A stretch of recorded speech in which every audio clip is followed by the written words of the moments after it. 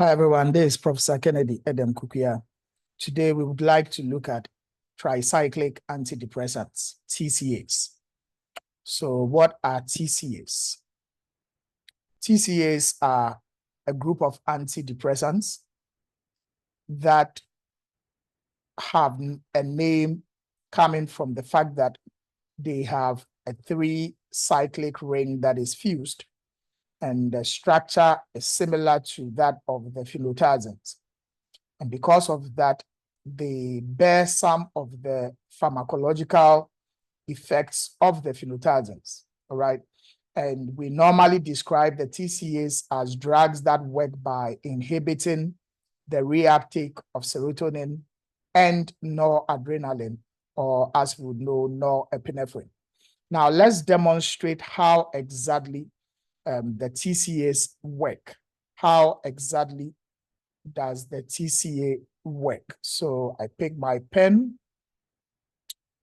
Let's pick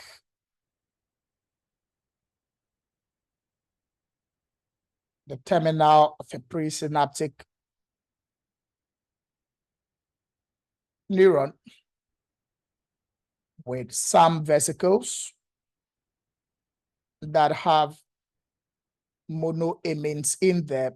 Let's assume that this one is 5-HT that is in. 5-HT is serotonin. And by exocytosis, this 5-HT is released into the synaptic cleft. Then let's pick our receptors down there. So postsynaptic receptors. So when these neurotransmitters are released, they work on these receptors. And then as they work on these receptors, they can help to regulate mood. Now let's pick another presynaptic neuron, which is for norepinephrine.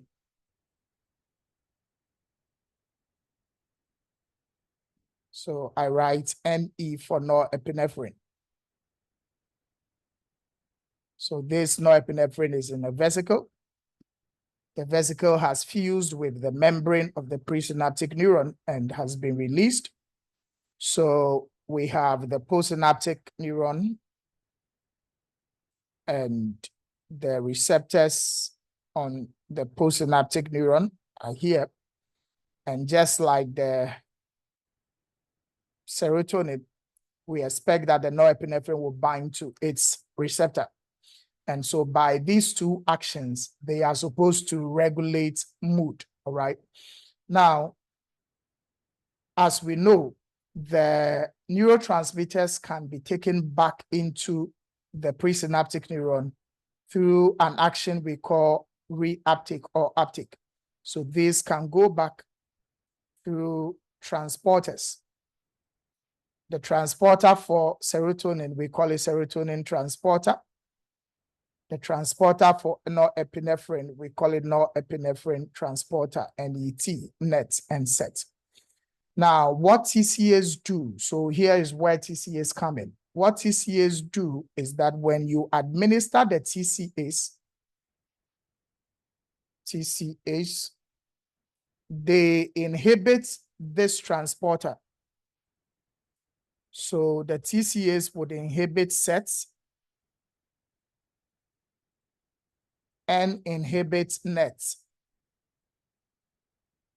So by doing that, they inhibit the movement of the neurotransmitters back to the presynaptic neuron.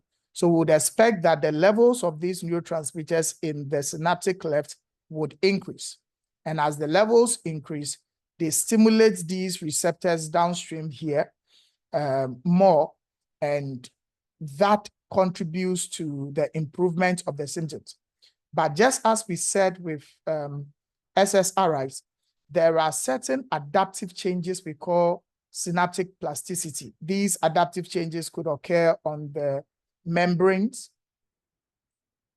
of these neurons, and the changes that occur are what determine how quickly the drugs are going to work. And so sometimes it takes a matter of 3 weeks, 4 weeks of consistently administering the drug before we begin to see some improvement in the symptoms. I hope this makes it very simple to understand. Now let's look at some examples of the tricyclic antidepressants. The prototype, I've put them up here. We have amitriptyline, we have imipramine, right? And then we have nortriptyline, we have clomipramine, we have desipramine, doxepin, and then protriptyline.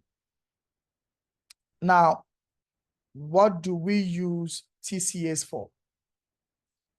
We would expect that they would be used for depressive and anxiety disorders. In fact, although they are as effective as the SSRIs, they are not used as first-line drugs because they come with a lot of adverse effects.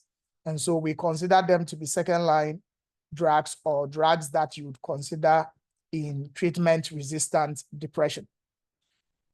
Aside their actions on the transporters we talked about, TCAs also have anti-muscarinic effect. And because of that anti-muscarinic effect, we could have urinary retention, and we make use of that in dealing with nocturnal enuresis. The same anti-muscarinic effect allows TCAs to be able to suppress the tremors found in Parkinson's. So we could use them as adjunct in the management or treatment of Parkinson's disease. Then we could use them in eating disorders, neuropathic pain. Sometimes they are used in migraine or other forms of pain. Now we come to some of the adverse effects. The adverse effects come from their action on various receptors. So for instance, TCAs have antihistamine effects. So they block histamine receptors.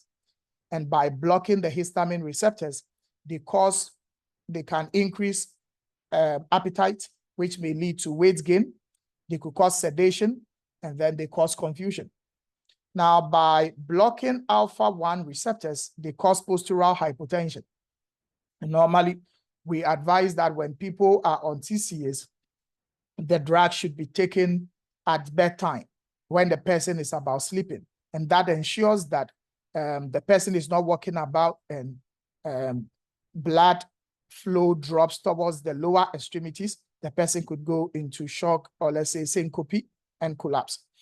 We may have situations where the TCAs, like I said, block muscarinic receptors. And so by blocking muscarinic receptors, it could cause blurred vision, it could cause urinary retention, and then dry mouth.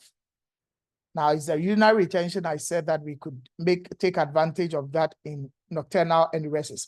But if your patient has benign prostatic hyperplasia, it would be difficult to use the TCAs because it would worsen the urinary retention.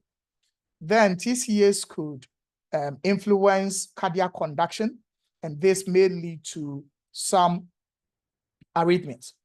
And again, they have CNS depressant effect, which may cause cardiorespiratory depression. The side effects are quite a number, but I think this one captures most of the things they can do. Now, this all time would allow us, and I would like to thank you for making it a date to listen to this video or watch this video. Again, this is Professor Ken Ed Kukia. I'd like to thank you. Subscribe to our channel. Thank you very much.